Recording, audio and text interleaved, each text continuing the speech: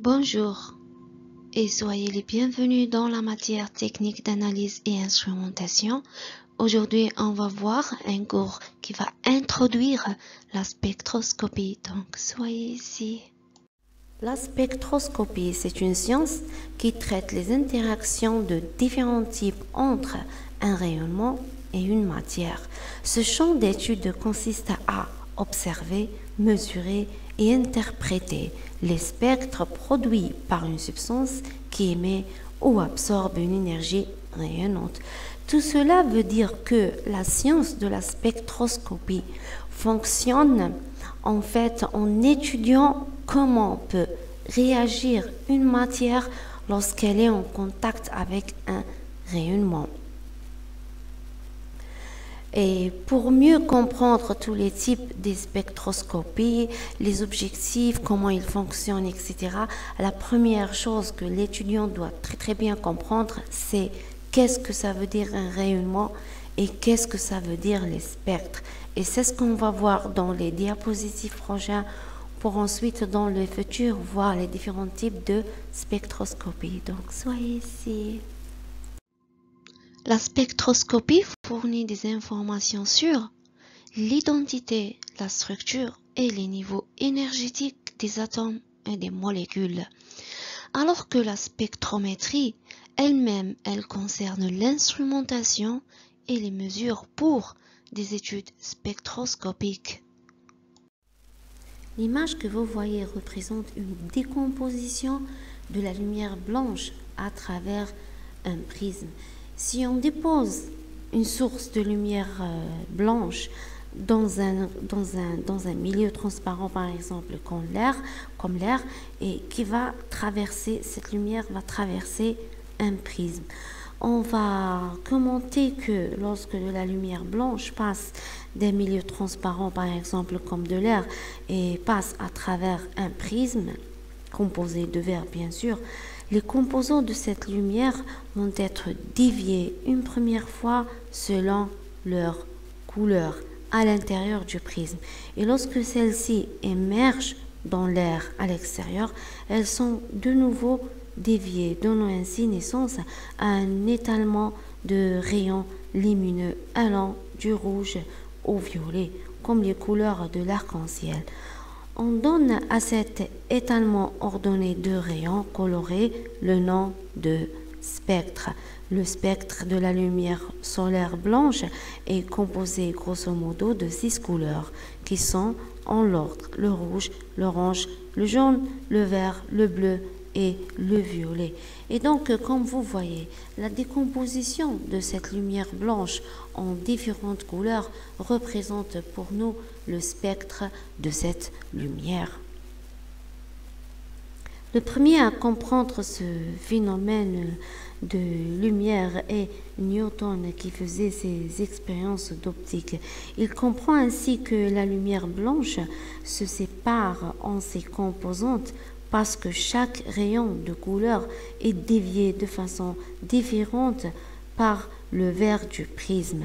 Ainsi, il constate par exemple que la lumière rouge est toujours moins déviée que la lumière violette. Le rayonnement est un processus de transfert d'énergie sous forme d'ondes ou de particules. Par exemple, les particules alpha, bêta, neutrons. Par exemple, les ondes électromagnétiques. Par exemple, la lumière peut constituer des ondes électromagnétiques. Donc, le rayonnement, en général, il exprime un transfert d'énergie. L'énergie, lorsqu'elle est en train de se transmettre, elle se transmet sous forme d'ondes et parfois même sous forme de particules. Dans notre cas, on va s'intéresser et on va se focaliser à bien comprendre le transfert d'énergie sous forme d'ondes et plus précisément les ondes électromagnétiques. Les ondes électromagnétiques comportent à la fois un champ électrique qu'on symbolise ici E et un champ magnétique qu'on symbolise B et qu'on peut symboliser aussi avec la lettre M. Ces deux champs sont perpendiculaires l'un par rapport à l'autre. Et même lors de leur transfert ou bien lors de leur déplacement, ils se déplacent d'une manière orthogonale. Aussi, le champ électrique, il est placé d'une manière perpendiculaire par rapport à la propagation d'un rayonnement. Le déplacement des champs se fait en général à la vitesse de la lumière. Les ondes électromagnétiques ont des caractéristiques spécifiques. Par exemple, la longueur d'onde lambda, on la symbolise lambda. C'est la longueur d'un cycle d'une onde, comme vous voyez dans cette image. C'est la distance entre deux crêtes successives, c'est-à-dire c'est la longueur d'un cycle d'une onde. Cette longueur peut être mesurée en mètres ou bien en ses sous-multiples. Par exemple, le nanomètre, un nanomètre qui est égal à 10 puissance moins 9 mètres, le micromètre qui est égal à 10 puissance moins 6 mètres, ou bien même le centimètre. Donc, la longueur d'onde en général, elle est mesurée en mètres ou bien en ses sous-multiples et elle exprime la longueur d'un cycle d'une onde. Donc, c'est la distance entre les deux successives crêtes qu'on peut avoir dans une onde. Parmi les autres caractéristiques des ondes électromagnétiques, on a la fréquence. La fréquence, c'est le nombre de cycles d'une onde par unité de temps. On peut la définir aussi comme le nombre d'oscillations par unité de temps. Elle est exprimée en Hertz et 1 Hertz équivaut à une oscillation par seconde. On peut l'exprimer aussi en multiples de Hertz, par exemple le kilohertz, le mégahertz, le gigahertz. Le kilohertz, par exemple, est égal à 10 puissance 3 Hertz, etc. Donc, la fréquence, c'est le nombre d'un cycle d'une onde, le nombre d'un cycle d'une onde par unité de temps. Autre caractéristique des ondes électromagnétiques, c'est la période qu'on symbolise T. La période représente le temps nécessaire pour qu'une onde effectue un cycle. Elle est exprimée en secondes. Autre caractéristique, c'est la célérité qu'on symbolise C et qui est exprimée en mètres par seconde. La célérité, c'est la vitesse de propagation d'une onde. Dans le vide, la vitesse de propagation d'une onde est équivaut à la vitesse de la lumière. Elle est égale à 3 fois 10 puissance 8 mètres par seconde. La relation entre la longueur d'onde et la fréquence.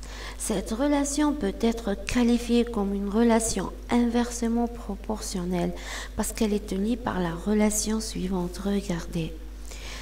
La fréquence de l'onde est égale à la longueur de l'onde divisée par sa célérité. Et donc, de cette relation, on peut déduire que plus la longueur d'onde est petite et plus la fréquence est élevée. Et le contraire aussi est vrai. Plus la longueur d'onde est grande et plus la fréquence est basse. Si on veut classifier les techniques spectroscopiques, on va le faire selon le processus de mesure qui sera réalisé en prenant en considération l'interaction rayonnement-matière. Ce processus de mesure concerne l'absorption, l'émission ou bien la diffusion du rayonnement électromagnétique qui est en contact avec une matière. J'arrive à la fin de ma présentation et je vous remercie énormément pour votre bonne écoute et à bientôt. Au revoir.